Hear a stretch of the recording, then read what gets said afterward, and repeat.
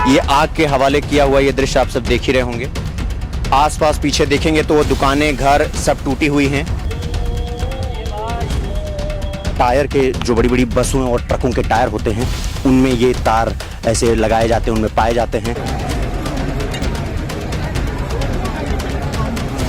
ये गाड़ियां किस तरीके से जलाई गई हैं कि इनमें ना टायर बचा है ना इंजन बचा है, इनके परकच्चे भी उड़ा दिए गए हैं।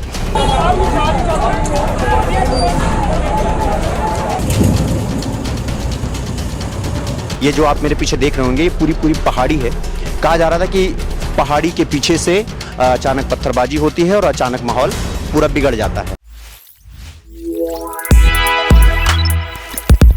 नमस्कार, मेरा नाम है शिवम दुबे और आप सब अभी चेतना मंच देख रहे हैं। इस वक्त हम मौजूद हैं हरियाणा मेवात के नूह जिले में।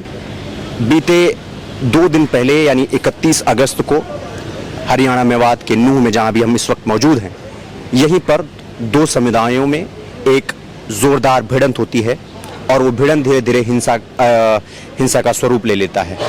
और मैं आप सबको बताना चाहूँगा कि तुषार जरा कैमरा घुमाइए। ये वही मंदिर है जहाँ पर 31 अगस्त को भगवा यात्रा निकल रहा था और भगवा यात्रा से यहाँ पर भगवान नलेश्वर यहाँ पे मौजूद हैं और बहुत ही पौराणिक मंदिर है ये।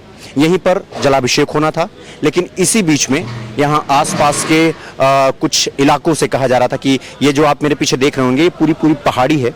कहा जा रहा था कि पहाड़ी के पीछे से अचानक पत्थरबाजी होती है और अचानक माहौल पूरा बिगड़ जाता है।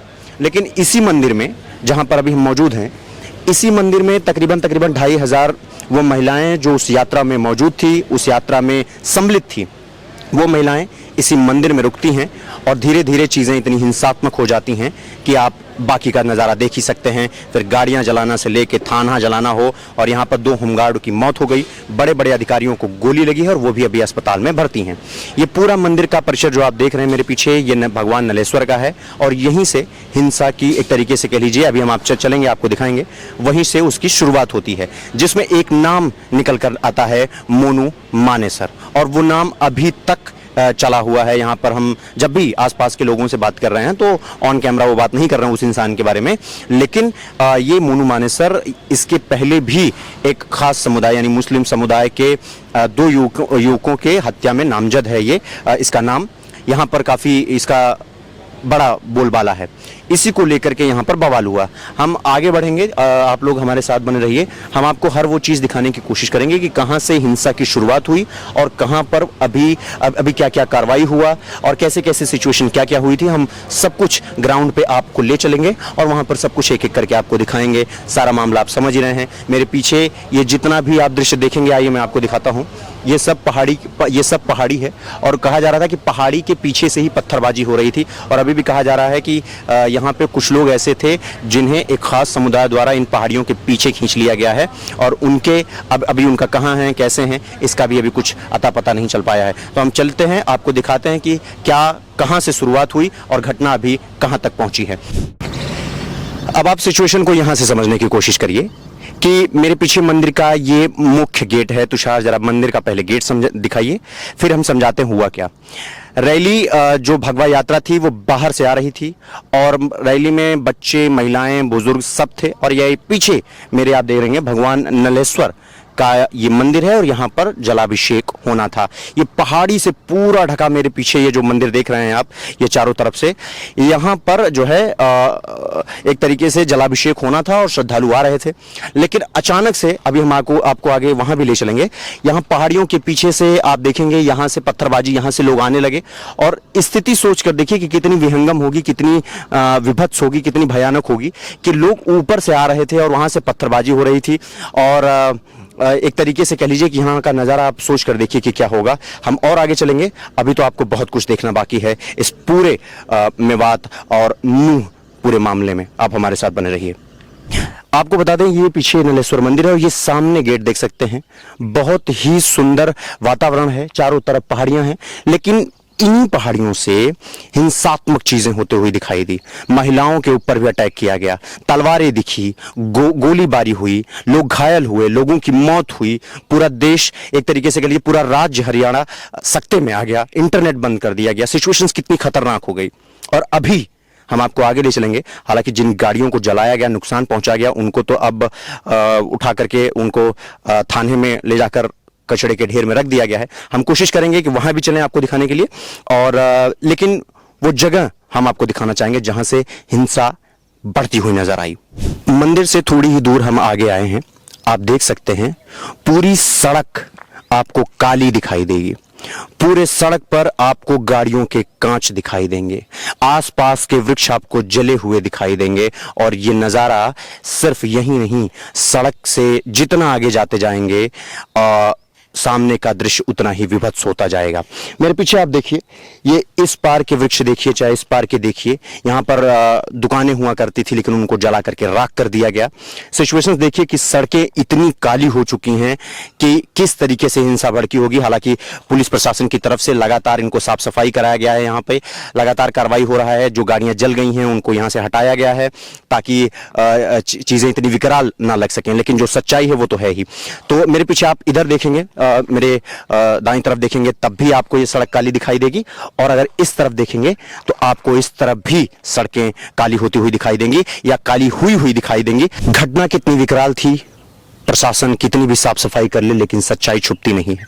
ये गाड़ियों के जले हुए टायर से आप अंदाजा लगा सकते हैं, ये किसी 2 व्हीलर या 4 व्हीलर की आपको टायर नहीं लगेगा, ये किसी बस या किसी ट्रक के टायर हैं, और ये टायर ही जले हुए हैं। आप यहाँ पर आपको और कुछ नहीं दिखेगा, ये टायर है, ये टायर है, क्योंकि ये टायर के जो बड़ी बड़ी बसों और ट्रकों के टायर होते हैं उनमें ये तार ऐसे लगाए जाते हैं, उनमें पाए जाते हैं।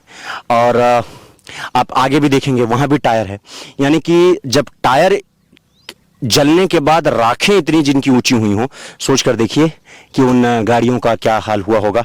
हम आगे बढ़ेंगे, आपको दिखाएंगे जो गाड़ियां जली हैं। अभी तो आप टायर देख रहे हैं, अभी जली हुई गाड़ी आपको देखना बाकी है।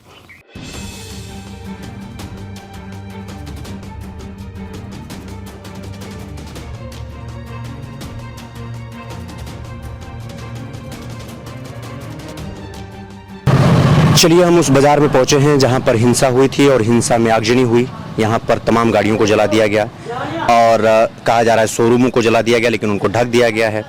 और मेरे पीछे देख सकते हैं ये पूरा बाजार बंद था, और अब थोड़ी सी चहल पहल आपको दिख रही होगी क्योंकि स्थिति सामान्य हो रही है। हम आगे बढ़ेंगे जहां पर जली हुई गाड़ियों को ले जाया गया है। आप लोग हमारे साथ रहिए। और ये बाजार देखिए पूरी तरीके से बंद है, एक भी दुकान आपको खुली हुई दिखाई नहीं देगी। अब हम आगे बढ़ेंगे और जिन गाड़ियों को जलाया गया है वो गाड़ियाँ जहाँ पर हैं हम उनको देखने का प्रयास करेंगे। चलिए, ये मेवात का नूह थाना सदर है जहाँ पर जली हुई गाड़ी आप देख सकते हैं मेरे पीछे। ये तकरीबन बताया जा रहा है कि 40 से 50 गाड़ियां हैं और इनका अब खाका ही बचा है। खाका या क्या के लिए कि इनका हड्डी बाडी सब कुछ जला दिया गया है। और जो टायर आप जले जले देख रहे थे वो शायद इन्हीं गाड़ियों के थे, आपको अंदाजा अब लग रहा होगा। ये वही तार हैं जो आप टायरों में देख रहे थे। आप देख सकते हैं ये गाड़ियां किस तरीके से जलाई गई हैं कि इनमें ना टायर बचा है ना इंजन बचा है, इनके परकच्चे भी उड़ा दिए गए हैं। और अभी इतनी ही गाड़ियां तकरीबन वो आगे डंप कर दी गई हैं। मेरे पीछे अगर तुषार आप कैमरा घुमाएंगे तो आपको जली हुई बसें भी दिखाई देंगी। और इसमें से जो गाड़ियां आप देख रहे हैं इसमें से बताया जा रहा है कि 10 गाड़ी कम से कम वो बड़े बड़े अधिकारियों की होगी, जो वहां पर मोर्चे पर तैनात थे, उनकी भी गाड़ियों को जला दिया गया है और इसी तरीके से वो मलबे में तब्दील हो गई हैं। ये ट्रक से लेके बस तक आप जितनी भी गाड़ियां देखेंगे, पुलिस की गाड़ी, आम लोगों की गाड़ी, ये सब मंदिर के बाहर का नज़ारा था। और मंदिर के बाहर का ये दृश्य है कि इतनी गाड़ियां जो खड़ी थी उस वक्त, और उन सब को जला करके इस वक्त राख कर दिया गया है। अब हम आगे बढ़ेंगे मार्केट की तरफ।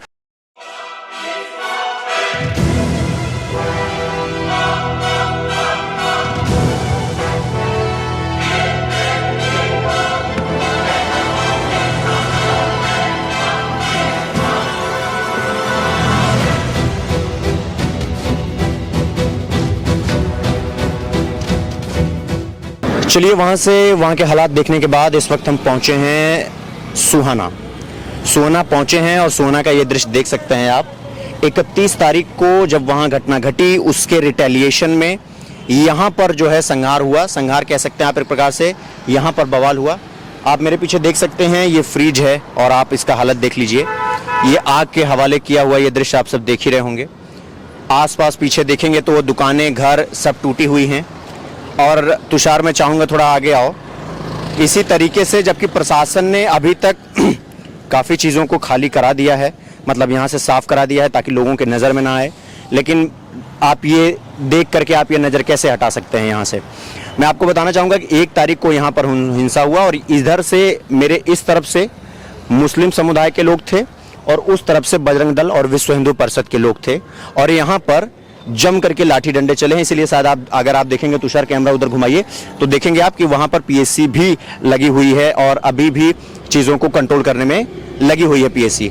आप ये देखिए और आप थोड़ा सा वो देखिए, आप वो दुकान देखिए तुषार, वो दिखाइए, वो दुकान भी आप देखेंगे तो आपको पता चलेगा कि उसको भी आग के हवाले कर दिया गया। बताया जा रहा है कि ऐसे जितने भी दुकान, घर, जितने भी चीज़ें चपेट में आई सबको आग के हवाले कर दिया गया। हालांकि 24 घंटे के अंदर हरियाणा सरकार ने, मनोहर लाल खट्टर सरकार ने लॉ एंड ऑर्डर की मदद से चीज़ों को कंट्रोल करने में तो विफल रहे हैं, लेकिन मलबा हटाने में बहुत सफल रहे हैं। देश का 2 राज्य, मणिपुर और दूसरा हरियाणा, एक धार्मिक संप्रदाय और एक जातीय संप्रदाय, ये दोनों में बवाल हो रहा है। एक धार्मिक मतभेद चल रहा है और एक जगह जाति, एक जगह कुकी और मैतेई हो रहा है तो कहीं पर हिंदू और मुस्लिम हो रहा है। इन दोनों में ये लगा हुआ है। ये मेरे पीछे आप चौराहा देखेंगे, अभी भी पीएससी लगी हुई है। आप लॉकडाउन की स्थिति है, शहर सारा बंद है। दुकानें आप देख रहे होंगे, मेरे चारों तरफ आप देखिए दुकानें आपको बंद दिखाई देंगी। उधर दुकानें जली हैं, इधर छोटी मोटी जो दुकानें थी उनको जला दिया गया और ऐसे ही जैसे आप आगे बढ़ते चले जाएंगे आपको घर जले हुए दिखाई देंगे। हम सुना सिर्फ इसलिए आए क्योंकि यहाँ पर 1 तारीख को जो हिंसा हुई वो बताया जा रहा था कि वो 31 तारीख की भी हिंसा से ज़्यादा भयावह था। यहाँ पर एजेंसियों को जला दिया गया, उनको भी ढक दिया गया, दुकानें जितनी जलाई गई उनको हटा दी गई और इसके बाद गिरफ्तारी हुआ। लगभग 70 से ज़्यादा लोगों की गिरफ्तारी हुई है और लगभग 200 से ज़्यादा लोग घायल हैं। अभी भी सिचुएशंस अंडर कंट्रोल आते आते अब धीरे धीरे आ रही हैं, धीरे धीरे स्थिति सामान्य भी हो रही है, लेकिन हरियाणा सरकार कानून व्यवस्था यानी लॉ एंड ऑर्डर को संभालने में और चीज़ों को व्यवस्थित बनाने में फेल रही है। इस बात से कोई नकार नहीं सकता है।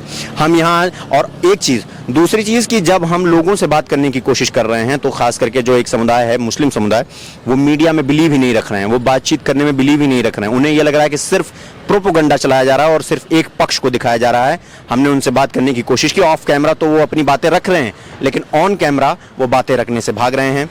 इसलिए आप लोग इसको देखिए और ये चीज़ समझिए। हम आगे भी, हमारी नज़र इस पूरी घटना पे बनी हुई है। हम अभी के लिए आप सबसे विदा लेंगे। आप सब अपना बहुत ख्याल रखिए, देखते रहिए चेतना मंच। धन्यवाद।